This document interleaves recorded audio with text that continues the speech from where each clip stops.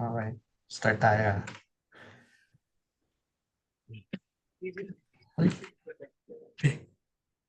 Game. Paano nyo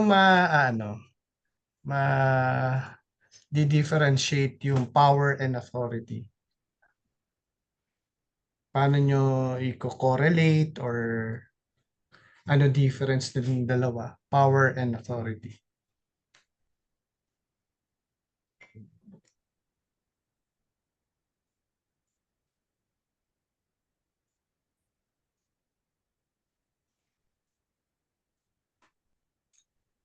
Go, Mark. Kaya. Nakamute.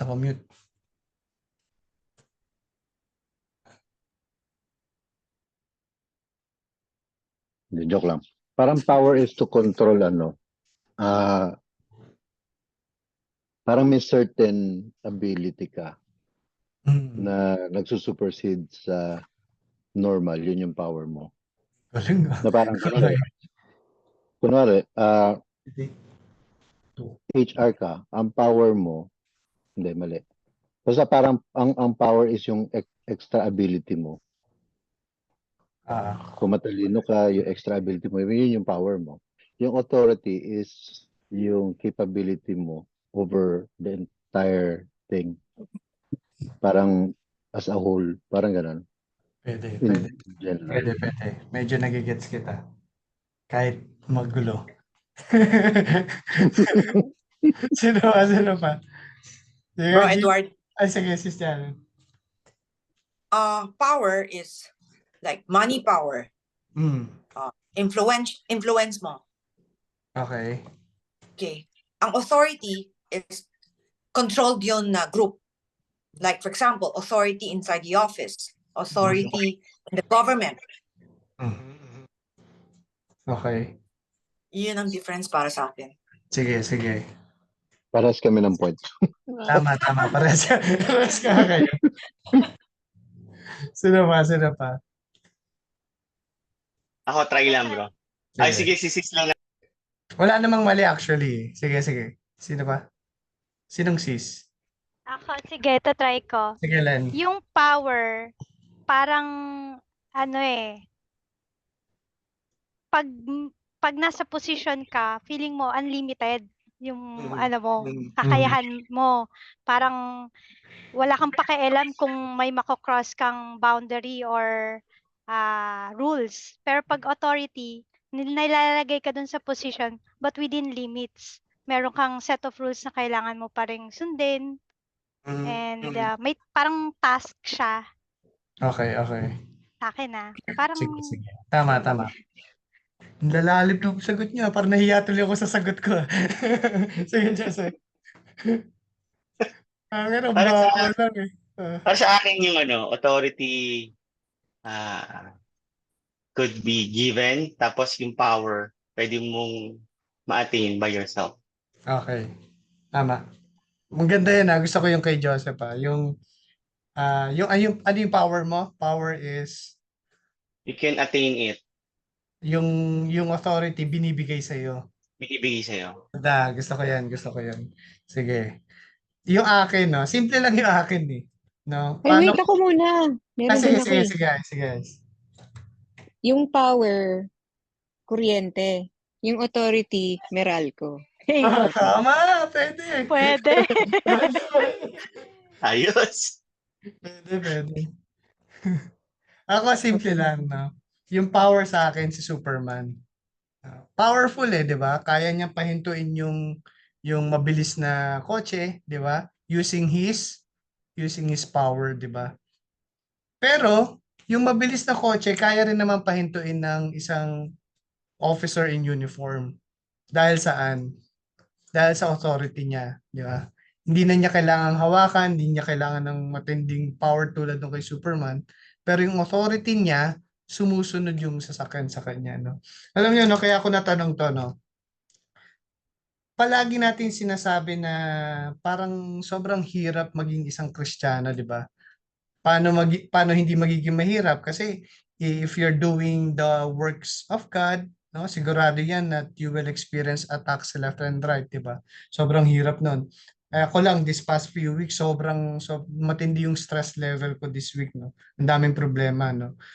Few days ago, no, binisita namin yung isa naming kapatid in faith, no? Yung couple na to, meron din silang problema sa marriage nila, no? Parang they're trying to parang renew their faith in the Lord, pero the more nila ginagawa yon, the more nagkakaroon ng attacks yung marriage nila. Ibig sabihin, it shows na talagang merong spiritual battle, no? At sobrang sobrang dami pang ganyan, no? Ang dami kong actually lately, ang dami kong pinagpipray, no, na may ganyang mga kanya-kanyang struggle. Minsan, matatanong mo, no, parang Lord, ba't gano'n, no? Parang kung sino pa yung nasa iyo, sila pa yung may hinaharap na mga battles, no? Tapos kung sino yung nasa mundo, parang sila pa yung okay yung buhay, di ba? Parang minsan mapapatanong ka, no? Alam mo, nung minsan pinray ko yung ganyang question. Simple lang yung naging realization ko doon habang nagpipray. Kasi, ang ginagawa kasi natin kung bakit ganun, kasi pinapahinto natin yung kotse sa sarili nating lakas, sa sarili nating power. Ang problema, wala tayong ganun. Hindi tayo katulad ni Superman na kaya niya.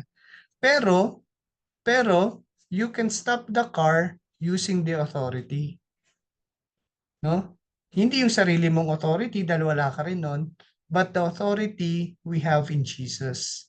Yung problema natin bilang if you're a child of God, if you're a follower of Christ, you have that authority, no? Hindi sa iyo nanggagaling, but sabi nga ni Bro Joseph kanina, no? Binigay yun kay Jesus. And if you're a follower of Christ, nasa iyo binibigay din yung authority na yun. Sabi sa Luke 10, no? I have given you authority to trample on snakes and scorpions and to overcome all the power of the enemy. Ito malupit nothing will harm you. If you're a child of God, nothing will harm you. Verse 20, however, sabi ni Jesus, nakausap kasi niya rito yung mga disciples niya. Do not rejoice that the spirits submit to you.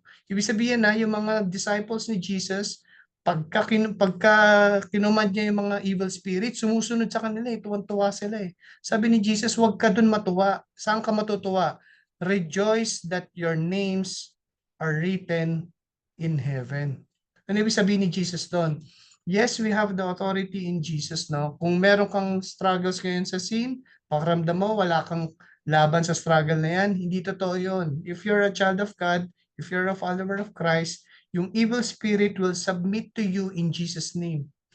Kung meron kang nilalabanan ngayon na kasalanan, whether it's pornography or lust or vices, if you're a child of God, meron ka ng power to end those bondages in Jesus name. Wala nang grip sa iyo ang depression, wala nang grip sa iyo yung fear or yung sin. Ngayon, kung ganun katindi yung authority we have in Jesus, no? It is good na maintindihan natin ano ba yung authority na meron si Jesus. Bakit nagkaganon? Di ba? Kasi para lang magka-idea tayo, no, sa time ni Jesus, ang alam ng tao, no, ang intindi ng mga Hudyo, ang intindi ng mga Israelites or mga Jews, na si God lang ang merong authority na ganito. Si God lang. At 100% tama yon. Tama yon. So in short, kung may authority si Jesus, isa lang ibig sabihin nun. Jesus is God.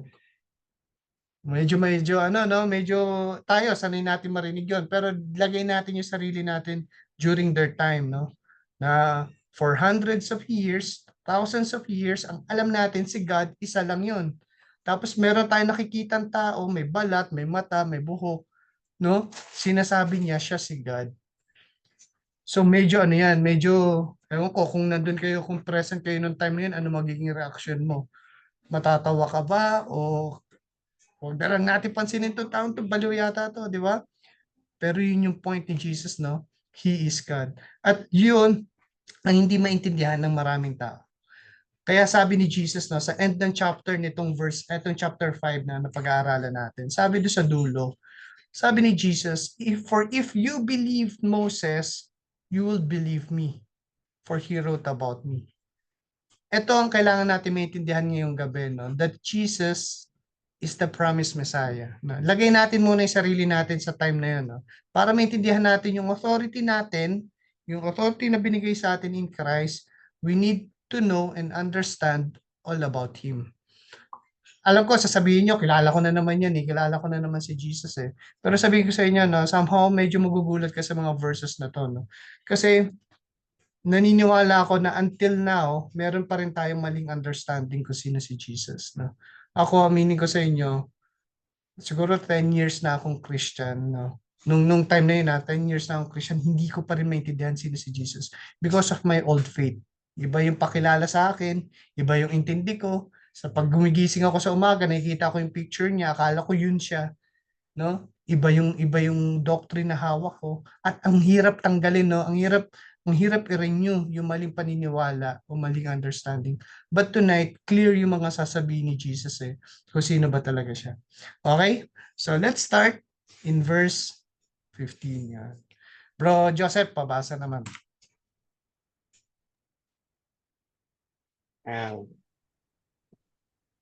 Verse 15. The man went away and told the Jewish leaders that it was Jesus who made him well. Okay. So continuation to, no, sa topic natin 2 weeks ago, no? Di ba, meron siya pinagaling na layman, di ba? Meron siya pinagaling na layman. Tapos sabi ni Jesus na, kung naalala niyo, sabi niya, see, you are well again. Stop sinning or something worse may happen to you. No? So nalaman ng mga Jewish leaders na nakapaligid sa kanila na nagpagaling si Jesus. Hindi yun ang issue na nagpagaling siya. Ang issue, nagpagaling siya during Sabbath day. No? So malaking issue yan para sa mga Pharisees, sa mga religious leaders. So ano nangyari? Mark, pabasa naman. No?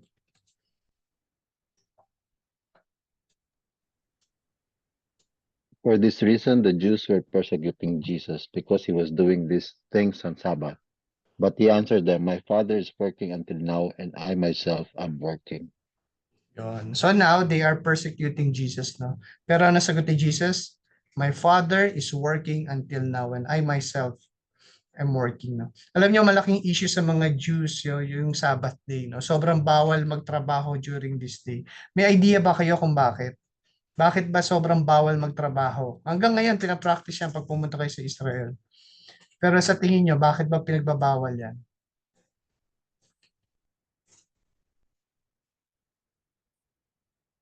Ano bang meron sa Old Testament na sinabi about the Sabbath?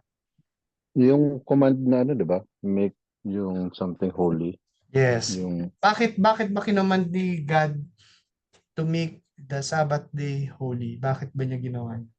Ano ba nangyari sa seventh day or sa Sabbath day? yun yung sa creation.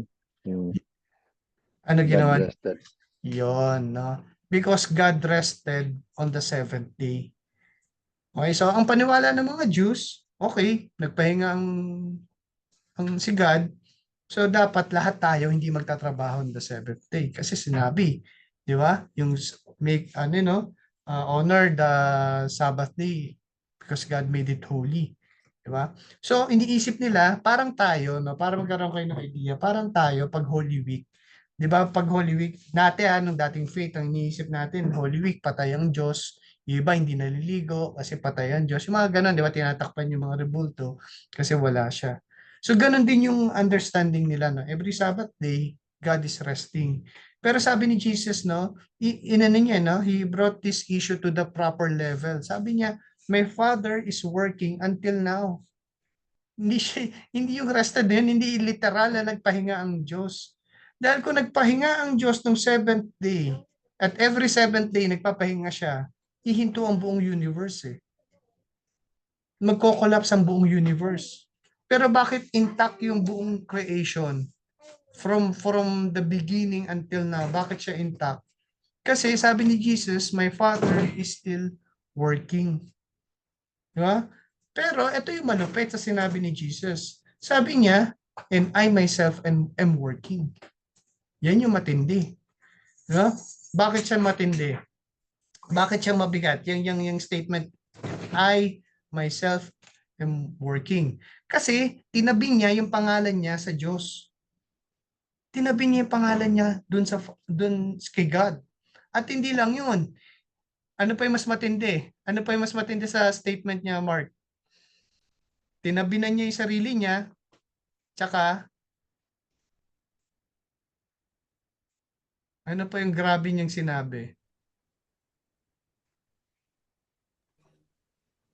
Parang inihilan tulad pa niya yung sarili niya kay God na parang pareho sila nag-work. Yes, yun yung Which isa. is Father. Yon, tinawag niya yung Diyos na Father. Father. Tinawag niya yung Diyos na Father. Alam mo ba time ng mga Jews, na sabi ko nga sa inyo kanina, no, balik tayo dun sa time nila para maintindihan natin yung context, no. Yung word ni Yahweh, yung Yahweh, no, yun yung tawag nila Yahweh Adonai, no. Hindi nila mabigkas yung mga vowels. Pag sinulat nila yung word na Yahweh, parang Y, W, H, parang gano'n, no? Parang basta tinatanggal yung vowel. Ganun ka-holy yung name, no? Ganun ka-holy yung name ni God. Kaya nga ako sinasabi ko nga kay Sam palagi, no? Yung expression na, oh my God, na ayokong naririnig yun, no? Kasi sobrang holy yung name ni God. Imagine sa time ng mga Israelites, tinatanggal niya yung vowel ng Yahweh because the name itself is holy. No? Tayo, ano ba ang tawag natin sa kanya? Hindi naman Yahweh, God eh. Pero naririnig natin ginagawang expression yung oh my God. So sabi ko, ayokong ano yan, and explain ko sa kanya kung bakit, no? Kasi we need to respect, no, yung name talaga ni God, no. So sila, ganun din sila. Ganun sila. Maganda yung intention ng mga religious leaders eh. Gusto nilang sumunod sa tama, sa tingin nilang tama, no. Pero ang problema, ang sinabi ni Jesus hindi Yahweh. Ang sinabi niya Father. So anong reaksyon? Ano naging reaksyon ng mga Jews, no? Si Slen pabasa naman, no. Hello. Yes, verse 18, for this reason, therefore the Jews were seeking all the more to kill him, because he not only was breaking the Sabbath, but also was calling God his own Father, making himself equal with God. Yun, thank you sis ha. Nakita mo, hindi lang sa tinawag mo siyang Father, ang ibig sabihin ni Jesus doon, He is equal with God. No? So, mamaya, tatry ko explain sa inyo kung bakit siya mabigat, no? Pero, ang clear and obvious dito ngayon, no? Clear sa mga Jews that Jesus is claiming that He and God are one. No? Jesus and God are one. Siguro maaaring bago sa atin yan, no? That Jesus is equal with God. Pwedeng iniisip mo, no? Dapat higher si God. God the Father eh. Tapos lower naman si Jesus. Di ba? Kasi son siya eh. So dapat yung Father is above and not equal to the Son, no? Pero alam mo bakit ko sinasabing hindi tama yung ganong understanding? Because we are not talking about roles. We are talking about nature. So dapat clear sa atin yung bagay na yun. Sabi ko nga sa inyo eh, di ba? Marami tayong maling understanding noon about kay Jesus. Sa roles, iba yung fathers, iba yung role ng father, iba yung role ng son. Tama? But in nature, pareho silang God. Ang tawag doon, oneness. Saan natin makikita, no? Saan natin makikita sa Bible na pinakita yan? Magkaibang role, pero they are equally one. Saan nabanggit yan? Nabanggit yan sa Old Testament, inulit din ni Jesus yan sa New Testament. Anong version? Meron siyang isang klase, nilagay niya yan sa tao eh. Magkaiba kayo ng roles, but you are united as one. Saan natin yan makikita? Anong relationship? Husband and wife. Yon, tama si Jaja, no? Sabi sa Genesis, no? That is why a man leaves his father and mother and is united to his wife, and they become one flesh. Ibig sabihin, in marriage, we are one with our spouse. No? Ibig sabihin, ganito kasimple yun, no? Pag niloko mo yung asawa mo, parang niloloko mo yung sarili mo. Pag naglilihim ka sa asawa mo, Dahil ayaw mo malaman niya yung something, no? Meron ka tinatago sa kanya para mong niloloko sarili mo. Bakit? Kasi sabi ng Diyos, if you're united, no, in marriage, you are one. The same reason, no, why you need to have one faith or the same faith with your spouse. Hindi pwedeng magkaiba. Hindi pwedeng ikaw you're worshiping Jesus pero yung asawa mo hindi. Kasi hindi mo ma-apply, no? Hindi mo ma-apply yung mga discipline or yung mga gusto mangyari ni God because you have a different faith. Kaya stricto si God pagdating sa ganun, no? So bakit ba importante na maintindihan natin to, no? Itong oneness ni God and Jesus? Kasi sa faith natin, very simple and very strict tayo that we believe in a monotheism doctrine. No? Maraming ganyan, maraming major religions sa mundo that they follow this kind of belief. Nandiyan yung Judaism, yan yung common religion nila sa Jews, no? Sa mga Jews, sa mga Hudyo, yun yung Judaism, no? Christianity, of course, and pati Islam. Monotheism yan, monotheistic doctrine yan, no? So ibig sabihin, kung di equal si God, kung hindi equal si Jesus and si God, we are worshiping two gods. Polytheism yun. No? Pag iba ang will ni Jesus sa will ni God, for example, we are worshiping two gods. Iba ang will ni Jesus, iba ang will din ni God. Halimbawa si God, ang will ni God, gusto niyang i-destroy ang heaven. Gusto niya i-destroy ang earth para magtayo ng new heaven and new earth. Pero si Jesus ayaw niya. Ayaw niya ma-destroy. Gusto lang niya ayusin. Magkaiba sila ng will. Ang problema nun, lalabas, kailangan natin mamili between them. Kung sino susundin natin. Problema yon. Kaya we cannot worship two gods or more than one God. Kaya alam niyo, no, sobrang galing ng Diyos, no? Para ma-picture natin itong oneness, ginamit niya ang picture of marriage. Mas kaya na natin i-grasp, no? Sa marriage mo lang makikita that two persons united as one flesh.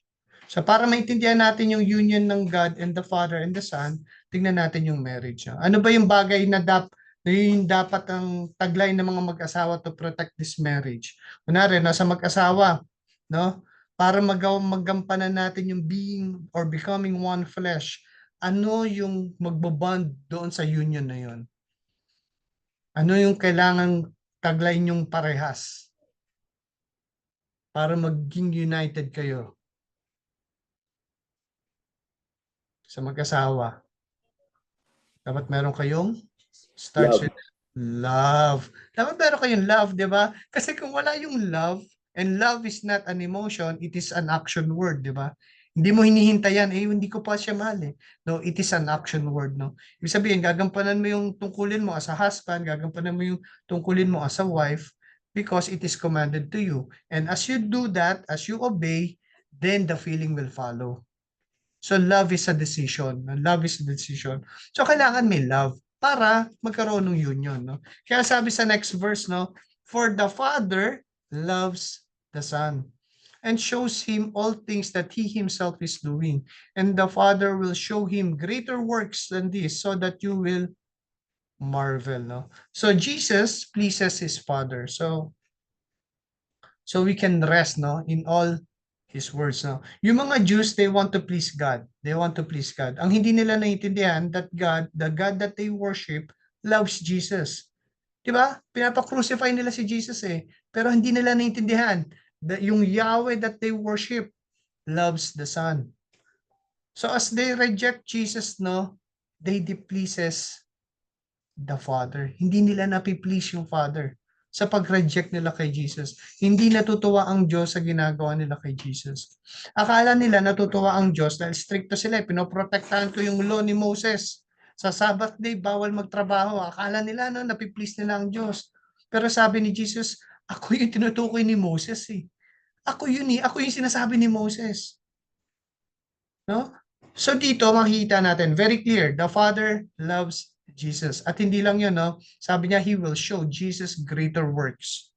At yung mga greater works na yun, ano yung sa tingin niyo yung mga greater works na yun? Dito natin makikita, no? Yung mga greater works na yun, dito natin makikita yung authority na binigay ni God, the Father, kay Jesus. Una, ano yung binigay niya? Sabi sa verse 21, "For just as the Father raises the dead and gives life to them, even so the Son also gives life to whom He wishes." Ibig sabihin, Jesus is the giver of life. No? Jesus is the source and the giver of life. Jesus gives life to whom He wishes. Hindi niya kailangan magpaalam kung sino yung gusto niya, meron siyang freedom to do it, di ba?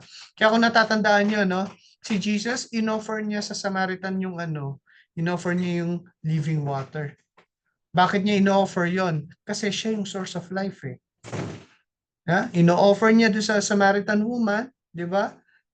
Kung sabi ni Jesus, no, if you know the gift that I will give you, and the person who gives this gift, for sure tatanggapin mo to. 'Di ba? Because he is the giver of life, no? Pangalawa, 'di ba? Jesus brought Lazarus to life. Bakit? Kasi he has the power to give life. Ibig sabihin, kay Lazarus binigyan niya ng buhay physically, pero kaya rin ni Jesus magbigay spiritually. Sabi sa Ezekiel, pag daw tinanggap mo si Jesus, pagka sinurrender mo yung buhay mo sa Kanya, ano yung pangako ni Jesus sa'yo? I will give you a new heart and put a new spirit in you. I will remove from you your heart of stone. Yan yung patay na puso. Ibig sabihin, patay ka. Spiritually patay ka. And give you a heart of flesh. Kaya alam niyo, no? Kahit nasa iyo na yung lahat, nasa iyo na yung lahat, no? Pero wala sa iyo si Jesus. Sabi ng Bible, wala ka pa ring buhay. You're still dead. Wala pa rin yung totoong joy. Kahit sobrang religious mo pa at sobrang bait mo pa sa lahat ng tao, pero wala sa iyo si Jesus. Sabi ng Bible, sa mata ng Diyos, you're still dead. Tapon lahat ng good works mo. Bakit ganon? Sabi sa next verse, "For not even the Father judges anyone, but He has given all judgment to the Son." Ibig sabihin, Jesus is the judge, no? Isipin mo yan all judgment was given to Jesus. Naalala ko na pag meron ako mga project, no, kunwari may project ako sa mall, pe-present ako sa kanila, no? Mga kausap ko, hindi sila yung big boss di ba? Mga technical personnel lang sila Iipunin nila lahat ng information, pero hindi sila makapagbigay ng judgment sa akin. Kailangan nilang pumunta muna dun sa superior nila, and then when yung head nila mag-decide, tsaka sila magbibigay sa akin ng judgment. No? Wala silang final say. Minsan, no, ang tingin natin kay Jesus parang tauhan lang. Diba? Sobrang bait niyan si Jesus, no? Kaya nga pwede natin tawagin bro yan Diba? May mga palabas sa TV, di ba? Ang tawag kay Jesus, bro, yung kay Santino, no? Kasi parang ka-level ko lang yan, di ba? Parang body ko yan. Yes, Jesus loves you and He is good. Pero tandaan natin yon, He is the judge. Kung alam mo yung authority ni Jesus, no, paano mo tatawagin bro yan? Yung may hawak ng buhay mo, tawag mo bro. He is the judge. Tandaan natin, no, yes, He came as the sacrificial lamb. Sa New Testament, nakita natin yon. He was slain and became an offering. Di ba? Walang kalaban-laban. Pero sabi ng Bible, a day will come that He will reign as the Lion of Judah. Ganun katindi. He is the ruler and the judge, no? Alam mo, sabi sa Philippians, no? Ito raw mangyayari sa future. Sabi niya, that at the name of Jesus, every knee should bow.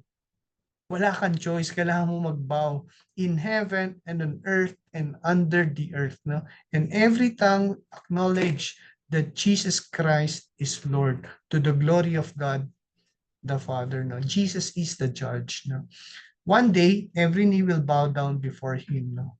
Both the dead and the living. Ibig sabihin, sa pagdating niya, alam niyo ba, hindi naman lahat ng tao mamamatay. Pag sa second coming niya at buhay ka, hindi ka na mamamatay. No? Kaya both the dead and the living. No? Pero pag patay ka nun, magre-resurrect ka yung body mo, yung spirit mo, di ba? Pero kapag naabutan kang buhay ka, ikaw yung living. No? So both the dead and the living will bow down before Jesus. No? the unbelievers or lahat ng ngayon, no, di ba? Minamock nila si Jesus. Marami tayong makikita ganyan, di ba? Nagbibihis sila ng Jesus, tapos minamock nila, no? Kasama yon, kasama yung mga taong yon. They will bow down. They will bow down in the name of Jesus, no? At the name of Jesus.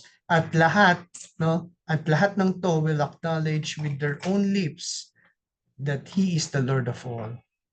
Imaginein mo yun, no? Imaginein mo yun. Parang siguro punong-puno ka ng pagsisisi, no? Kung isa ka doon, no? Na hindi ka naniniwala, tas all of a sudden, ayan yan yung truth. Na siya talaga yun. Siya talaga yung God, no?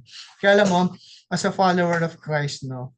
Who experience persecution, no? Kung pinapersecute ka ng mundo na to dahil doon sa paniniwala mo, no? Or who experience suffering, kung ano pa yung paggawa mo ng tama dahil gusto mo i-please si God, tapos ang kapalit nun, nagsasuffer ka pa. Tapos yung mga okay na pinagtatawa na si Jesus, sila yung parang okay ang buhay. Alam mo, sabi sa 1 Peter, no? After you have suffered for a little while, the God of all grace who called you to His eternal glory in Christ will Himself perfect, conform, strengthen, and establish you. Parang habang buhay na, no, pag-iisipin mo yung suffering mo, parang panghabang hanggang mamatay ata ako, ganito na to, no? Pero sabi ng Bible, no, sandali lang yan. Sandali lang yan compared to the glory that you will receive only if you believe, no? If you are suffering for His name's sake, isipin mo, hindi yan habang buhay. Sandali lang yan. At wala yan sa glory na ibibigay sa ng Diyos. The God we worship will be vindicated. No? Si Jesus will be vindicated, and together with Him, we will experience that vindication. Ang sarap ng vindication. No? Parang ang sarap sabihin na, sabi ko sa iyo eh. Sabi ko sa iyo eh. Diba? You are vindicated. No? Kaya sabi sa next verse, sabi ni Jesus, so that all will honor the Son, even as they honor the Father. He who does not honor the Son does not honor the Father who sent Him. Ibig sabihin, Jesus is worthy of honor. He deserves honor. Ito mga Pharisees na akala nila natutuwa ang Diyos sa worship nila kasi hindi nila alam what pleases the Father. God wants us to honor His Son. It pleases the Father. No? It pleases the Father when we give our honor to Jesus. No? Ibig sabihin, as we honor Jesus, we are honoring God. Diba? So paano natin siya may honor? By doing the Father's will. Ano ba yung kagustuhan ng Ama? No? And we honor Jesus by believing in Him. And we show our faith that we believe pag sumusunod tayo sa Kanya, when we obey Him. Kasi in order for you to obey, kailangan meron kang faith eh, di ba? At ano ba ibig sabihin ng faith? No? We don't believe dahil nakikita natin. Hindi yun yung faith eh. We believe, then we will see. No? Kumbaga, wala pang proof, wala pang visual proof. May proof na nakasulat, pero wala pang physical proof, but you believe. No? Ibig sabihin, meron ka ba nung ganong faith? No? Meron ka ba nung faith na yon na, sige, ito lang pinanghahawakan natin, yung mga prophecy, pero susundin mo. Because you believe. Bakit ko natanong yon? Kasi you will need this faith sa susunod na verse. Because Jesus is telling us, dito sa last verse, no? Truly, truly, I say to you, he who hears my word and believes, who sent me has eternal life and does not come into judgment, but has passed out of death into life. No? Ibig sabihin, Jesus is the Messiah. No? Jesus is telling us that He has the power to save you from sin. No? At sabi ng Bible, isa lang ang may kaya nun. It is the Messiah. It is the Messiah. Jesus is our Savior and Jesus is the Messiah. Siya lang ang may kayang ng ganyang exchange. No? Yung kung naniniwala ka that you're spiritually dead, naniniwala ka na wala kang buhay, if you surrender yourself to Jesus, no? Ano daw yung exchange niya? He will give you eternal life. No, kung hindi pa clear sa iyo ngayon yung truth about this, no? Kailangan mo lang maintindihan that you're a sinner Alam mo, ito para magkaroon tayo ng idea, no? Kahapon kasi meron ako nakausap. Sabi nung kaibigan ko, no? Catholic siya pero matin siya sa CCF. Sabi niya, ako naman bro, okay lang naman ako matin kahit saan eh, sabi niya. Sabi ko, bakit? Wala naman akong dark side eh. Sabi niya, wala naman akong dark side. Wala naman akong dark past na. Ibig sabihin, so-so siya, di ba? Parang hindi naman siya masama. Yun yung pinopoint niya, no? Sabi ko, lahat naman tayo ganun eh. Sa mata natin. Pero sa mata ng Diyos, kung wala sa iyo si Jesus sa buhay mo, you're in the dark side. No? Hanggat hindi mo yun naiintindihan. Kaya nga lagi ko sinasabi, this is not about religion eh. Between you and the Lord, nasa Kanya ka ba talaga? Kasi ako, before ko sinurrender yung buhay ko sa Diyos, sobra ako religious. Hindi ko may isip na wala sa akin si Jesus noon. But God opened my eyes. Na. Binuksan niya yung mata ko na wala ka sa akin. Religion lang yung meron ka. Pero yung totoong relationship sa akin, wala ka. Hanggat hindi nabubuksan yung isip mo, yung mata mo sa truth na yun, no? Ang sinasabi ng Bible, nandun ka pa rin sa death. Sabi sa Romans 6:23, the gift of God is eternal life. Now, for the wages of sin is death, but the gracious gift of God is eternal life in Christ Jesus our Lord. Sabi sa Ephesians, no, for by grace you have been saved through faith. And this is not of yourselves. Wala ka na itulong dito, hindi dahil sa mabait ka. No? It is the gift of God, not a result of work, so that no one may boast. Sabi sa Romans, no, but God demonstrates His own love toward us, in that while we were still sinners, Christ died for us. No, so because of the Messiah, passed out of death into life. No? Medyo mabigat, di ba? Jesus is the only way for us to have that life. Because without Jesus, we are dead to sin. Ngayon, kung sa tingin mo naman, nandun ka na sa other side, meron ka ng eternal life, hindi ka na sinner sa mata ng Diyos, naiintindihan mo na lahat ng to, clear na sa'yo lahat to, parang basic na yan sa'yo. Sabi ng Bible ngayon, He now sees you as His son. No?